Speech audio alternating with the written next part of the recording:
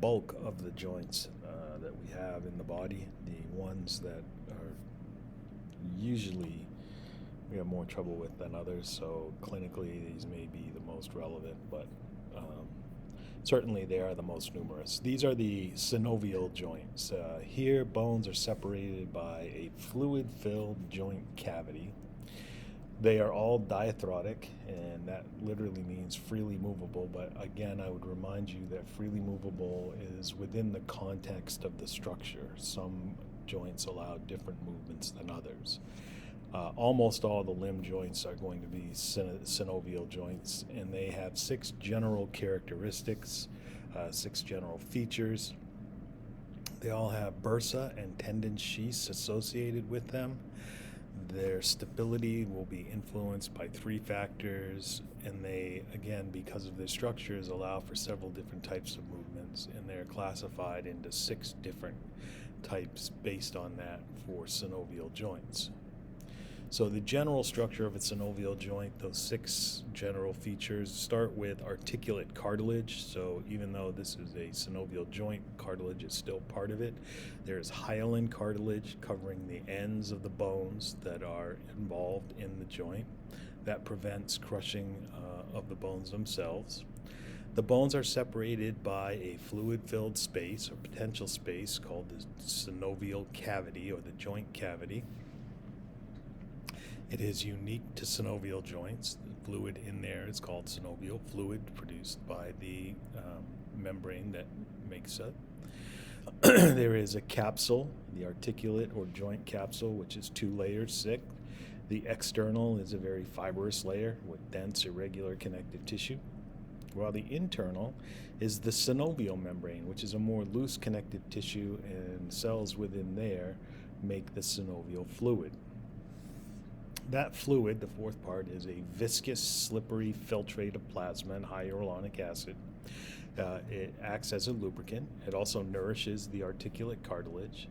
There are phagocytic cells, such as macrophages, that remove microbes or debris that gets into that synovial cavity. And there are different types of reinforcing ligaments to give more structure, more resilience or structure to these joints. The capsular is a thickened part of the fibrous layer. Extracapsular are outside that capsule. Intracapsular are deep to the capsule, covered by the synovial membrane itself. And there are nerves and blood vessels moving in. Those nerves detect pain. They monitor our position in space and stretch, reporting it to our cerebellum in particular, so that our cerebellum can plan for the movements that are needed to be planned for. And those capillary beds are very important for the production of synovial fluid as well as nourishing the tissues. So here is not a specific synovial joint, but a general synovial joint, and we see the space filled with synovial fluid formed as capsule structure, or external and internal membranes. Here's a ligament along the outside and hyaline cartilage on the ends of the articulating bone. Other features include fatty pads that are cushioned between the fibrous layers of the capsule and the synovial membrane or the bone. The menisces are articular discs. They're fibrocartilage that separates the articulate surfaces to improve the fit of the bones.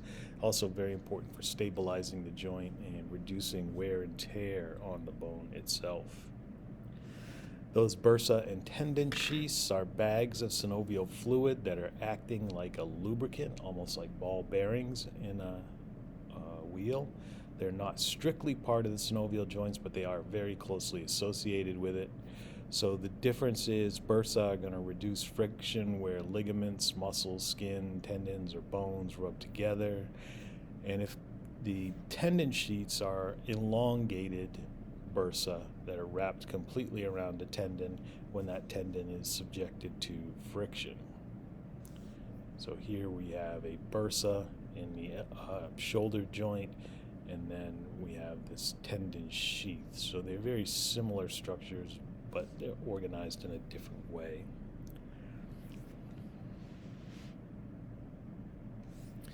Okay, the three factors that determine the stability of a joint, which is going to be important for preventing dislocations, is one, the shape of the articular surface, but that turns out to be a minor role. Shallow surfaces are less stable than deep ball and sockets. There are ligaments, which have a limited role, but there are several of them, and they are located in different places, so the more ligaments we have, the stronger the joint. The most important thing turns out to be muscle tone. Muscle tone is going to keep the tendons taut as they cross the joint. This is extremely important in reinforcing shoulder and knee joints, as well as the arches of the foot. So here we have structural classification. I will not walk you through this on here, but you should go through it in your book. Remember, again, the pictures in a textbook are just as important as the words. A little different than a lot of reading. So the movements that are allowed by the synovial joints. So remember that all muscles attached to bone or connective tissue and no fewer than 2 points. The origin will be attached to an immovable bone, and the insertion will be attached to the bone that's going to move. And remember, we're talking about a particular movement. Muscle contractions will cause the insertion to be pulled towards the origin, and those movements can occur along a transverse, frontal, or sagittal plane. So the range of motion allowed by synovial joints, the possibilities are non-axial, uniaxial, biaxial, or multi-axial. So slipping movements only, movements in one plane, 2 planes, or 3 planes. And the general types of movements we can get are gliding, angular, and rotational movements. So gliding movements, one flat bone surface glides over or slips over the surface of another similar surface. We see this in the intercarpal joints of the wrist, the intertarsal joints of the ankle, heel, and between the articulate processes of vertebrae. So moving your hand that way is an example of a gliding movement. Angular movements will either increase or decrease the angle between 2 bones. Here we get movement along the sagittal plane, and those types of movements include flexion, extension, and hyperextension. So in a flexion, you get a decrease in the angle of the joint. In an extension, you increase the angle of the joint. And in a hyperextension, you get movement beyond the anatomical position. Now, hyperextension is often an injury, but there are some of our joints where hyperextension is a normal part of the movement.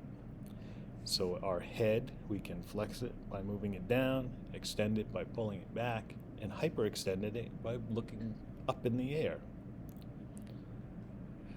Again, we can do similar with the waist. So in these cases, hyperextension is not an injury-causing movement. It's just part of our normal range of motion. Didn't go. Angular movements are abduction, adduction, and circumduction. So abduction is movement along the frontal plane away from the midline. Adduction along the frontal plane toward the midline. And in order to get circumduction, we move a limb in the shape of a cone in space, and that's going to involve flexion, abduction, extension, and adduction of the limb. So here we see abduction, adduction, circumduction. Rotation means turning the bone around its long axis toward the midline or away from it. If it's a medial rotation, it's toward the midline. If it's a lateral rotation, it's away. We can do this with C1 and C2 vertebrae. We can also do it with the humerus and femur. So we show that. There are some special movements that are allowed by synovial joints. Supination and pronation is a rotation of the radius and the ulna. In supination, the palms face anteriorly. This would be anatomical position. The radius and the ulna are parallel. And in pronation, when you flip the palms over, the radius rotates over the ulna. Dorsiflexion and plantar flexion are in the foot. Dorsiflexion is bending the foot toward the shin. Plantar flexion is pointing the toes. I always think of it as plantar flexion is what you do to get your car to move forward. And if you want to slow down, you use dorsiflexion to take your foot off the accelerator. So supination, pronation, dorsiflexion, plantar flexion. Inversion and eversion of the foot. In eversion, the sole of the foot is going to face medially. In eversion, it's going to face laterally. In our jaw, we have protraction and retraction, which is movement in a lateral plane. So protraction, the mandible juts out. Retraction, the mandible is pulled toward the neck. So here's eversion and inversion.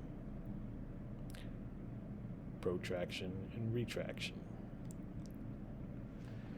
Special movements continued. We've got elevation and depression of the mandible. So elevation, lifting the body part upwards, so shrugging our shoulders. Depression, lowering the body part, so opening our jaw. And then opposition is the movement of our thumb. We can use our thumb to touch the tips of all of our fingers on the same hand.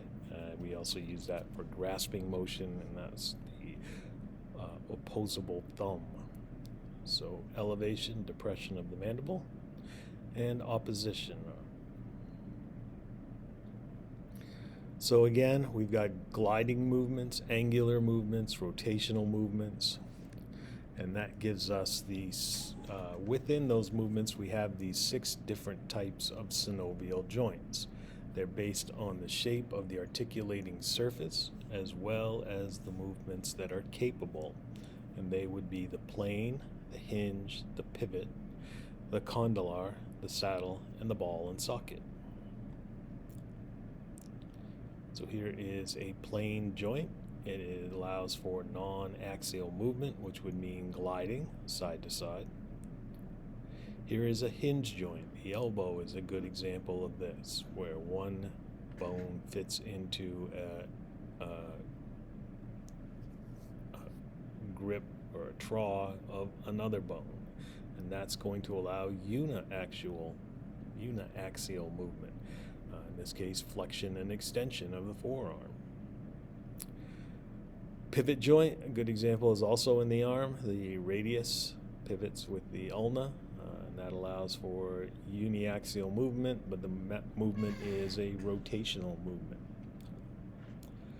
In a condylar joint, we have an egg-like surface and a little cup that it fits into. That allows for biaxial movement, flexion and extension, adduction and abduction. Our phalanges have that type of joint. In the saddle joint, we have biaxial movement, 2 planes. We get what looks like a exaggerated cowboy sitting on a saddle. And the thumb is connected to metacarpal 1 with this type of joint, which allows for biaxial movement, adduction, abduction, flexion, extension, and opposition. Ball and socket, we have a ball that fits into a cup. The depth of that cup determines how much movement is possible. In the shoulder, we have a very shallow cup, and the spherical head fits into it. That allows for multi-axial movement. In fact, our shoulder joint has quite a bit of movement. We have the same type of joint in the hip, but the cup is much deeper in the hip, so we get less range of motion from the hip than we do from the ball, than the same type of joint, ball and socket, in the shoulder. All right, so that takes care of 4 and 5. We've only got one more section to go.